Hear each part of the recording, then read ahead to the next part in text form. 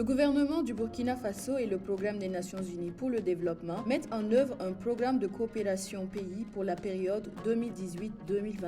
Au cours de l'année 2021, les projets financés par le PNUD et ses partenaires ont été mis en œuvre dans un contexte national marqué par l'insécurité et la crise sanitaire de la COVID-19. Dans le domaine de la justice, le PNUD a appuyé la tenue de 27 audiences foraines correctionnelles et criminelles dans 10 tribunaux de grande instance. Ces audiences ont permis d'examiner 567 dossiers, dont 268 dossiers correctionnels et 299 dossiers criminels. La tenue de ces audiences a permis d'acquitter 112 personnes. 3 cliniques juridiques ont été installées dans les régions de la boucle du Mouhoun, des Cascades et du Sud-Ouest, et 88 personnes vulnérables, dont 12 femmes, ont bénéficié d'une assistance juridique. Une auto-évaluation institutionnelle de l'administration pénitentiaire sous l'angle du genre, munie d'un plan d'action, a été réalisée en vue d'améliorer le respect des droits humains des personnes détenues. Le PNUD a appuyé le processus sur la réconciliation nationale par une enquête de perception, l'installation de la formation de 45 démembrements de l'Observatoire national pour la prévention. À l'issue de la formation et de l'installation,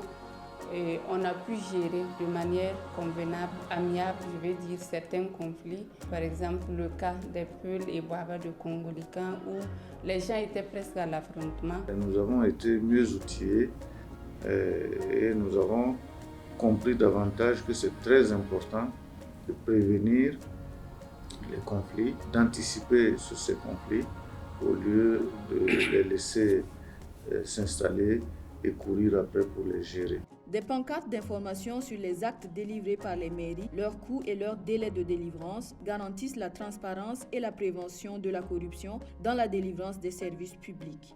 En vue de booster le développement local, l'appui aux 20 communes de la boucle du Mouhoun a accompagné 188 bénéficiaires, dont 60 femmes, dans la finalisation et la mise en fonction de 21 infrastructures. Cela a permis de créer plus de 1600 emplois directs et indirects dans les filières porteuses. Pour renforcer la participation citoyenne et la cohésion sociale, l'espace rencontre jeunesse de Dafra ERJD à Bobo a été réhabilité. Ça permet aux jeunes aussi de venir étudier et aussi se retrouver pour pouvoir quand même inscrire ce qu'on appelle la cohésion sociale. L'appui du PNUD a généré des progrès dans les secteurs de l'environnement et de l'énergie. Grâce à l'aménagement de 3 fermes agroécologiques polyvalentes FAEP, grâce à l'installation de la chambre froide, de l'unité de fabrique de glace et de 4 lampadaires fonctionnant à l'énergie solaire, les 79 femmes vendeuses de fruits et légumes du marché du secteur 7 de Kaya disposeront de technologies à usage productif de l'énergie. Le PNUD a aussi œuvré à rendre les communautés plus résilientes. Par la réhabilitation des infrastructures socio-économiques, l'appui pour la création des petites entreprises et la mise à disposition de boutiques de rue,